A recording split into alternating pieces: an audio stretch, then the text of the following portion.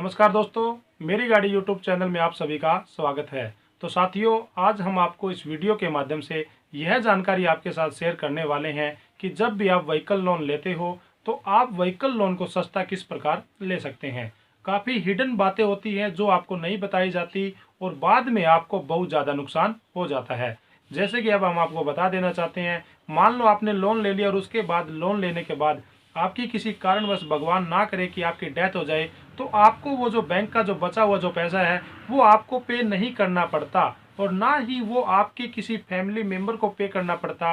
तो आप बिना पैसा दिए भी अपने लोन को क्लोज करवा सकते हैं। तो साथियों, ये जो छोटी छोटी बातें होती है, ये हमारे लोन करवाते समय यदि हम ध्यान रखते हैं तो हमारा आगे जब भी लोन चलता है तो हमें बहुत ज़्यादा यहाँ से प्रॉफिट हो जाता है। हम आपको एक नहीं, दो नहीं, 5 से 6 ऐसे बेहतरीन पॉइंट के बारे में जानकारी देना चाहते हैं। यदि आप उन सभी पॉइंट को जान लेते हैं तो आपका जो लोन होता है वह डेफिनेटली बहुत ही अच्छा लोन होता है और आपको काफ़ी ज़्यादा यहाँ से पैसे की बचत होने वाली है। तो चलिए साथियों, ज़्यादा टाइम वेस्ट न करते हुए हम वीडियो की शुरुआत कर लेते हैं। और यदि आप चैनल पर पहली बार विजिट कर रहे हैं तो प्लीज़ आप हमारे इस चैनल को सब्सक्राइब कर लें ताकि आपको नेक्स्ट वीडियो नोटिफिकेशन के द्वारा बड़ी आसानी से मिल सके। हाँ जी साथियों, जब भी आप अपने व्हीकल के ऊपर लोन लेते हैं तो आपने अपने व्हीकल के लोन का इंश्योरेंस प्लान ले लेना चाहिए। अब ये इंश्योरेंस प्लान क्या होता है, हम इसके बारे में बात करते हैं।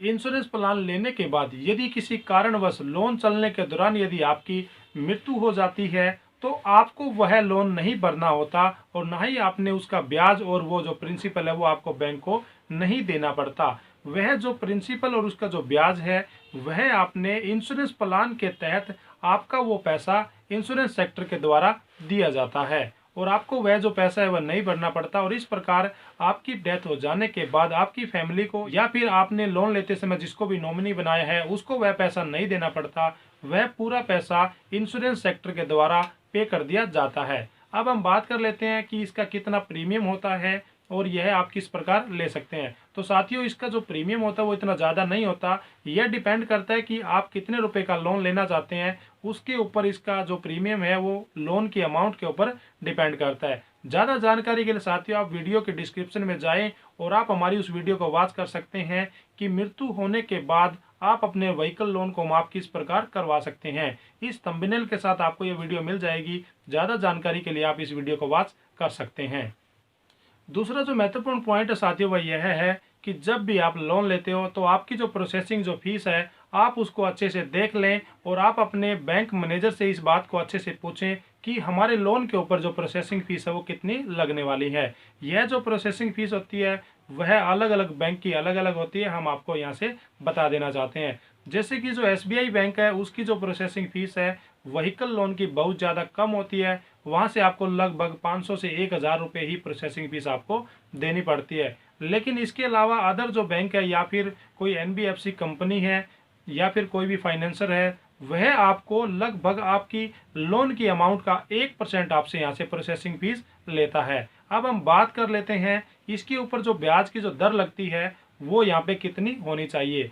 ब्याज की जो दर है वह आपके सिविल स्कोर के ऊपर तय होती है। यदि आपका सिविल स्कोर बहुत अच्छा है तो आपको मिनिमम से मिनिमम रेट ऑफ इंटरेस्ट के ऊपर आपको यह लोन मिल जाता है। यदि आपका सिविल स्कोर कम है तो आपको जो ब्याज की जो दर है वो थोड़ी सी ज़्यादा लगाई जा सकती है। यह सब कुछ आपके सिविल स्कोर के ऊपर डिपेंड करता है। अब हम रेट ऑफ इंटरेस्ट की बात कर लेते हैं।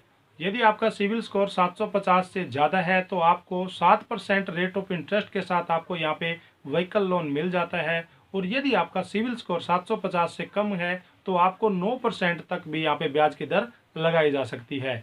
ये जो ब्याज की जो दर है ये अलग अलग बैंक की अलग अलग होती है और NBFC जो कंपनी है या फिर कोई भी फाइनेंशियल कंपनी है उसकी जो ब्याज की जो दर है वो सभी बैंकों से अलग होती है। तो ये आप अपने बैंक से, जिस भी बैंक से आप लोन लेना चाह रहे हैं वहाँ से आप पता कर ले कि आपके ऊपर या फिर आप जो लोन ले रहे हैं उसके ऊपर कितनी ब्याज की दर लगाई जा रही है। सबसे सस्ती जो ब्याज की दर होती है वो हमारे SBI बैंक की और PNB बैंक की रहती है।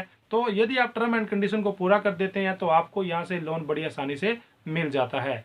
हाँ जी साथियों, जब भी आप लोन लेते हैं तो आपको रिड्यूसिंग लोन लेना चाहिए या फिर फ्लैट लोन लेना चाहिए। इसकी हमने अलग से एक वीडियो बना रखी है, उसका लिंक भी आपको वीडियो के डिस्क्रिप्शन में मिल जाएगा, तो आप उस वीडियो को वॉच कर सकते हैं। लेकिन हम आपको रिड्यूसिंग और फ्लैट लोन में क्या अंतर है उसके बारे में थोड़ा सा ओवरव्यू दे देते हैं। ज़्यादा जानकारी के लिए आप उस वीडियो को जरूर देखें। जब भी आप लोन लेते हो तो एक लोन होता है रिड्यूसिंग लोन और दूसरा लोन होता है फ्लैट लोन। रिड्यूसिंग लोन वह लोन होता है जब भी आप अपना लोन को लेने के बाद यदि आप चाहते हैं कि मैं मेरे लोन को क्लोज करवा लूं, तो लोन को क्लोज करवाते समय आपका जितना भी शेष प्रिंसिपल रह जाता है तो उस पेंडिंग प्रिंसिपल ही आपसे लिया जाता है और उसके ऊपर जो ब्याज लगता है वहां तक का ही ब्याज लिया जाता है जिस टाइम तक आप उसको क्लोज करवाना चाहते हैं। यानी कि आगे आने वाले समय का ब्याज आपसे नहीं लिया जाता। लेकिन साथियों अब हम बात कर लेते हैं फ्लैट लोन की। फ्लैट लोन के अंदर क्या होता है कि मान लेते हैं आपने 5 साल के लिए लोन लिया है और आप 2 साल के बाद अपने लोन को भरना चाहते हैं और आप अपने लोन को क्लोज करवाना चाहते हैं, तो आप अपने लोन को क्लोज नहीं करवा सकते।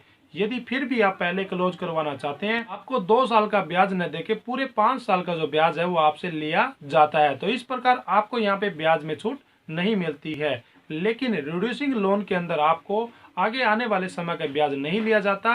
जब भी आप अपने लोन को क्लोज करवाना चाहे तो आप अपने लोन को क्लोज करवा सकते हैं। फोर क्लोजर चार्जिंग के अंदर जब भी आप अपने लोन को क्लोज करवाना चाहते हैं तो वहां पे जो उन्होंने फोर क्लोजर चार्जिंग की जो रेट ऑफ इंटरेस्ट वहां पे लगाई है, उस रेट ऑफ इंटरेस्ट के अकॉर्डिंग आपका वो जो लोन है वो क्लोज कर देते हैं। यह जो रेट ऑफ इंटरेस्ट है यह 0% तक होती है और 5% तक भी हो सकती है। तो इस प्रकार आप कोशिश करें कि आपका जो फोर क्लोजर जो चार्जिंग है वो 0% के आसपास रहे, क्योंकि इस प्रकार जब भी आप लोन क्लोज करवाते हैं तो आपको 0% ब्याज यहाँ पे देना पड़ता है और आपका जो पेंडिंग जो प्रिंसिपल है उसको आप देके भी अपना लोन क्लोज करवा सकते हैं। लेकिन साथियों हम क्या कि इन बातों का ध्यान नहीं रखते और ना ही हम कभी मैनेजर से इन सभी बातों के बारे में चर्चा करते, और वो हमें जो लोन क्लोजर जो चार्जिंग है वो 5% या फिर 6% तक भी लगा देते हैं। पड़ता है कि यदि हमारे लोन के ऊपर 5% फोर क्लोजर चार्जिंग लगा दिया गया है तो हमें लोन को क्लोज करवाते समय हमारे जो पेंडिंग जो प्रिंसिपल है उसके ऊपर हमें 5% पैसा अलग से देना पड़ता है। लोन लेते समय हमें पार्ट पेमेंट फैसिलिटी सुविधा को भी लेना चाहिए। यदि आपका बिजनेस अच्छा चल जाता है तो आप चाहते हैं कि मैं 1 महीने के अंदर एक किस्तें न पे करके 2-2 किस्तें हर महीने पे करता रहूं, तो इस प्रकार आपका जो लोन है वह आपके आधे समय में ही आपका कवर हो जाएगा। तो इस प्रकार आपको जो ब्याज भी लगने वाला है उस ब्याज में भी आपको छूट मिलती है और आपका जो लोन है वह आधे समय में ही पूरा कर लिया जाता है। तो इस प्रकार पार्ट पेमेंट फैसिलिटी भी आपको यहाँ से लेनी चाहिए। यदि आप पार्ट पेमेंट फैसिलिटी पॉलिसी को नहीं लेते तो आप 1 महीने के अंदर सिर्फ एक ही किस्त भर सकते हैं और आप टाइम से पहले अपने लोन को क्लोज नहीं करवा सकते। इस प्रकार आपको यहाँ पे ब्याज की जो बचत है वो नहीं होती। सबसे बड़ा क्वेश्चन यह आता है कि आपको लोन लेना चाहिए बैंक से या फिर फाइनेंस कंपनी से। तो साथियों आपको फाइनेंस कंपनी से लोन नहीं लेना चाहिए, क्योंकि उनकी जो ब्याज की जो दर होती है वो नॉर्मल बैंक की बजाय ज़्यादा होती है। तो साथियों सबसे पहले आप कोशिश करें कि आपको सरकारी बैंक से ही आपको लोन मिले, आपको फाइनेंस कंपनी से लोन ना लेना पड़े।